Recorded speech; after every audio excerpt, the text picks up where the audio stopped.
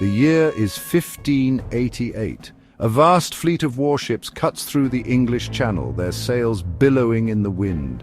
This is the Spanish Armada, a force assembled by King Philip II of Spain to conquer England.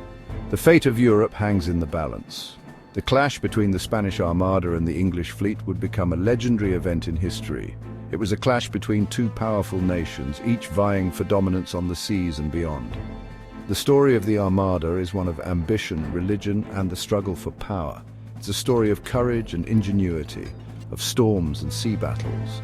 It's a story that continues to fascinate us centuries later.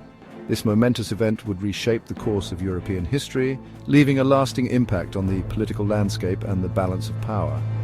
In this account, we delve into the depths of this historical clash, exploring the events leading up to the Armada, the key figures involved, and the enduring consequences of this epic encounter.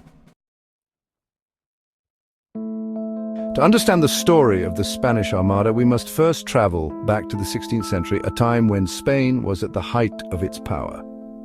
This was the Spanish Golden Age, an era marked by exploration, conquest, and immense wealth flowing into Spanish coffers from the newly discovered Americas.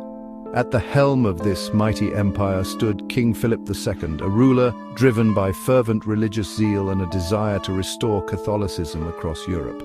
Philip's Spain was a force to be reckoned with. Its armies were considered the most formidable in Europe, its coffers overflowed with gold and silver from the American colonies, and its navy, the largest in the world, patrolled the seas with an iron grip.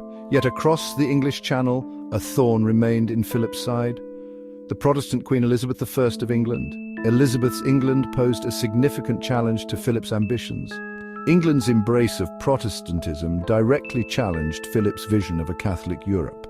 Furthermore, English privateers, essentially legalized pirates operating with the Queen's blessing, were actively disrupting Spanish trade and plundering Spanish ships returning from the New World, much to Philip's fury. The tensions between Spain and England ran deep, fueled by a complex web of religious, political, and economic factors.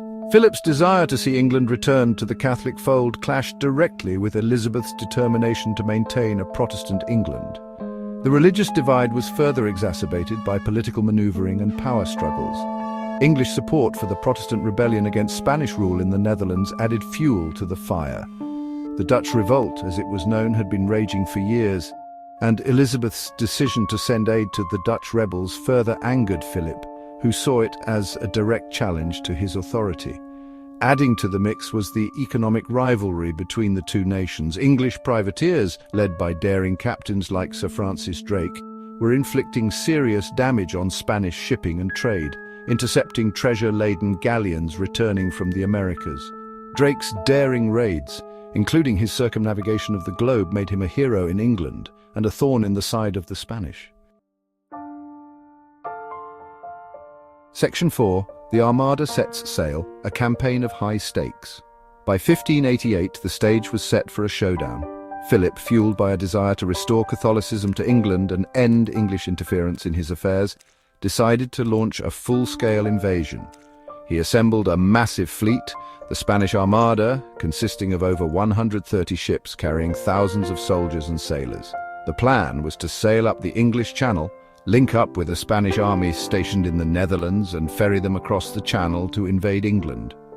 In July 1588, the Armada, under the command of the Duke of Medina Sidonia, set sail from Lisbon. The sight of this mighty fleet, with its towering galleons and billowing sails, must have been an awe-inspiring and terrifying spectacle. However, the Spanish Armada faced a perilous journey from the outset. The English, aware of Philip's preparations, were ready for a fight. They had assembled a fleet of smaller, more maneuverable ships armed with superior long-range cannons. The English fleet, under the command of Lord Howard of Effingham and seasoned captains like Sir Francis Drake, was prepared to meet the Spanish challenge head-on.